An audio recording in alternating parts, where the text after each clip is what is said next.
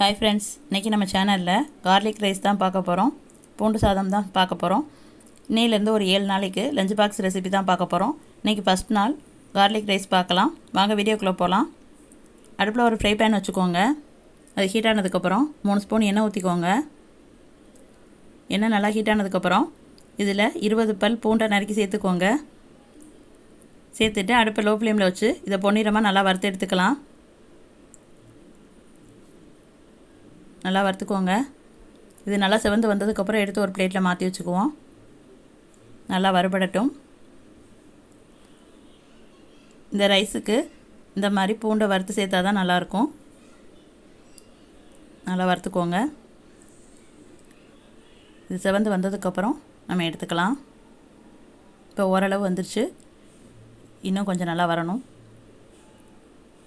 இப்போ இந்த மாதிரி வந்ததுக்கப்புறம் இதை எடுத்து ஒரு பிளேட்டில் மாற்றி வச்சுக்கலாம்.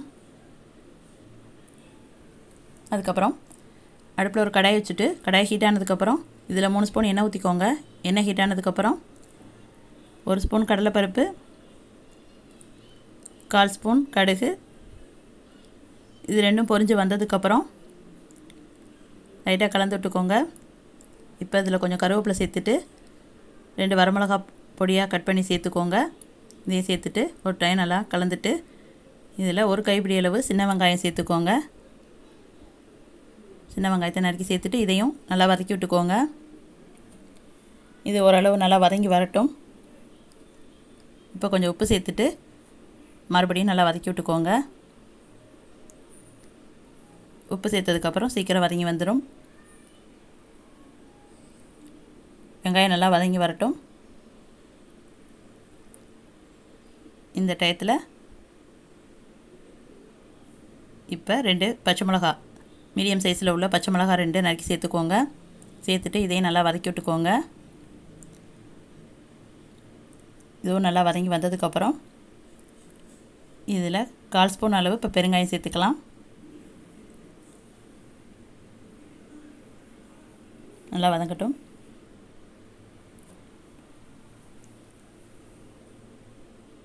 வதங்கி வந்துருச்சு. இப்போ 1/4 ஸ்பூன் பெருங்காயத்தூள் சேர்த்துக்குவோம். 1/4 ஸ்பூன் பெருங்காயத்தூள் சேர்த்துட்டு இதையும் ஒரு டைம் நல்லா கலந்துட்டு வதக்கி விட்டுக்கோங்க.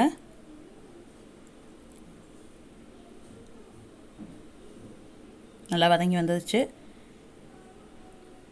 இந்த டயத்தில் நம்ம வறுத்து வச்சுருக்க பூண்டை இதில் சேர்த்துக்கலாம். பூண்டையும் சேர்த்துட்டு இதையும் நல்லா வதக்கி விட்டுக்கோங்க. இந்த வெங்காயத்தோட பூண்டும் சேர்ந்து நல்லா வதங்கும் போயில நல்லா வாசனையாக இருக்கும்.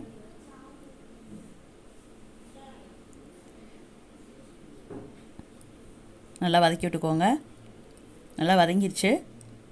இப்போ 1 கப் அளவு வடித்து வச்ச ரைஸை சேர்த்துக்குவோம். இந்த சாதத்துக்கு நான் சாப்பாட்டுக்கு செய்கிற அரிசி தான் எடுத்திருக்கேன், சாதம் தான் எடுத்திருக்கேன். நீங்கள் இதுக்கு பதிலாக பிரியாணி ரைஸ் கூட சேர்த்துக்கலாம், பாசுமதி ரைஸ் கூட சேர்த்துக்கலாம், அதுவும் நல்லாயிருக்கும். இது எல்லாத்தையும் நல்லா மிக்ஸ் பண்ணிக்கோங்க. எல்லாத்தையும் நல்லா மிக்ஸ் பண்ணிவிட்டு 1 நிமிஷத்துக்கு எல்லாத்தையும் நல்லா மிக்ஸ் பண்ணிக்கோங்க. அடுப்பை லோ ஃப்ளேம்லேயே மாற்றிட்டு மிக்ஸ் பண்ணிக்கோங்க. அதுக்கப்புறம் இதில் 1 ஸ்பூன் மிளகுத்தூள் சேர்த்துட்டு இதையும் ஒரு 30 செகண்டுக்கு லைட்டாக கலந்து விட்டுக்கோங்க. கலந்துட்டு ஸ்டவ்வை ஆஃப் பண்ணிக்கோங்க. அவ்வளோதான், ரெடி ஆயிடுச்சு கார்லிக் ரைஸ். சிம்பிளாக ஒரு 10 நிமிஷத்தில் நம்ம ரெடி பண்ணிடலாம். சாதம் மட்டும் வடித்து வச்சுருந்தோம்னா இதை மட்டும் ஒரு 10 நிமிஷத்துக்குள்ளே நம்ம ரெடி பண்ணிடலாம். இதே மாதிரி நீங்களும் செஞ்சு பாருங்கள். இதை எடுத்து ஒரு பவுலில் மாற்றி வச்சுக்கலாம். இப்போ நல்லா உதிரி உதிரியாக ரெடி ஆகிடுச்சு பாருங்கள். இதை ஒரு பவுலில் எடுத்து மாற்றி வச்சுக்குவோம். சிம்பிளாக குயிக்காக ஒரு 10 நிமிஷத்துக்குள்ளே நம்ம இந்த கார்லிக் ரைஸ் ரெடி பண்ணிட்டோம். இதே போல் நீங்களும் செஞ்சு பாருங்கள். பிடிச்சிருந்தால் லைக் பண்ணுங்கள், ஷேர் பண்ணுங்கள். இதே மாதிரி நாளைக்கு இதே மாதிரி இன்னொரு லஞ்ச் பாக்ஸ் ரெசிபியோடு பார்க்கலாம். பாய்.